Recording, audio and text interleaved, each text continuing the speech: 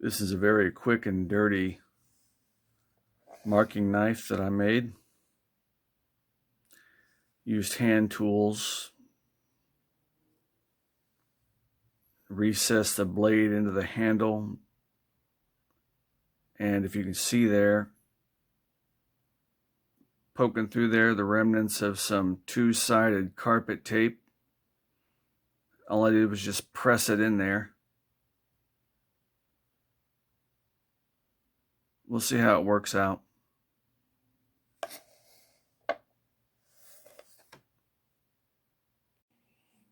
Okay, here I've got some sort of random board. Let's say that I want to remove this knot. So I'm going to strike a line here on this piece of material.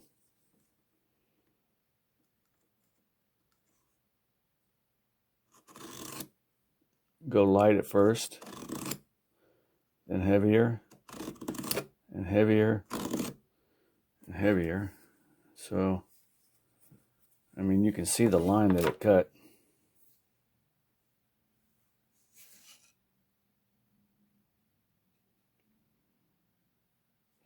So I can at least, set my knife into my line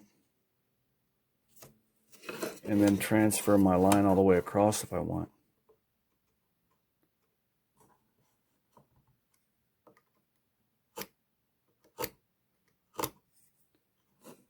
So I do that all the way around the piece, and then I just cut that off. So I think it's going to work out. You can tell me what you think. I know it's fugly.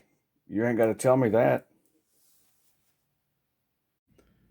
This is just an update to the quick and dirty marking knife that I made. And I showed this to a friend, and he felt that it was kind of unsafe with just the two-face tape that's holding the blade on. You can see the remnants of it through the holes here, or the cutouts in the blade.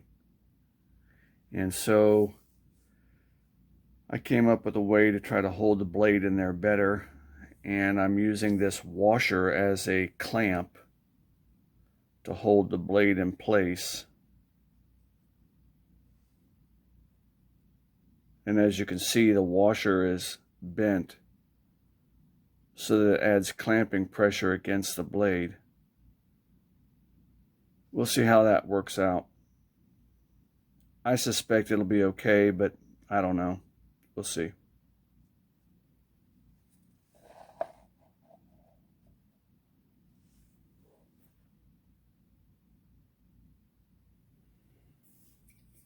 So here you can see the original mark that was made earlier by using the marking knife rather. And I don't suspect it's going to be any different, but because we're going to start the cut light at first.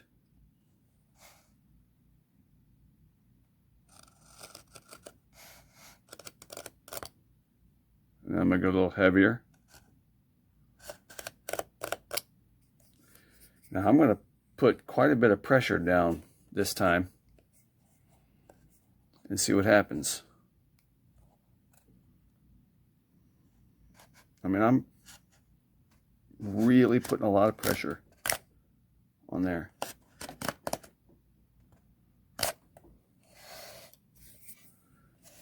And as you can see that cut,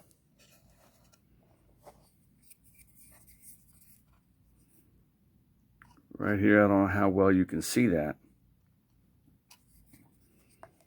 I don't know if I can zoom in on it or not.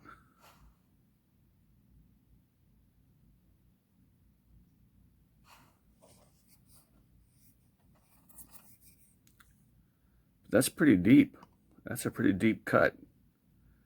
So, I don't know. I don't know how this is going to work out. You see the blade starting to come out. It flexes.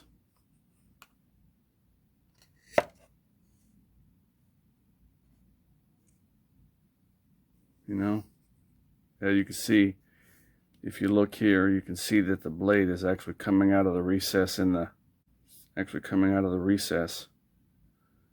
holder. Let's see here. You see that? So it's actually coming out of the recess. I don't know. It may work out, it may not. We'll see.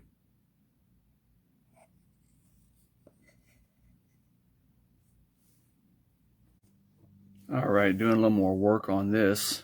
You can see that I removed the double-sided tape, and I've drilled a hole here for this small screw. So I'm going to put the blade in here.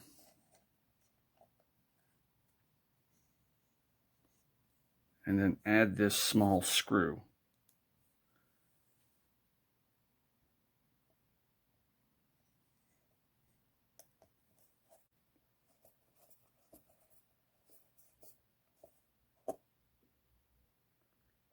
So that will hold the blade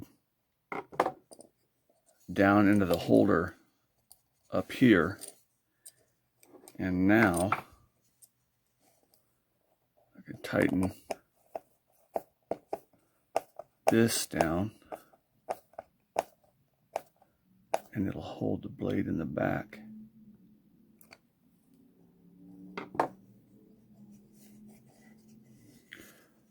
So that should be fairly secure.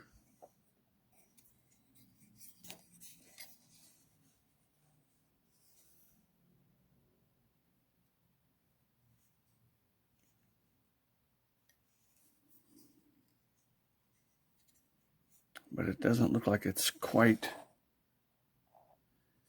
in the recess of the holder. I can tell by looking at this area here that it's not quite in the recess. I need to make some adjustments.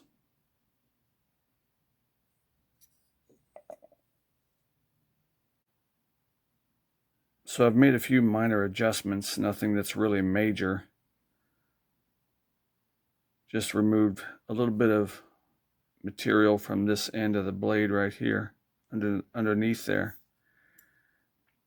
Try to get it recessed down in there.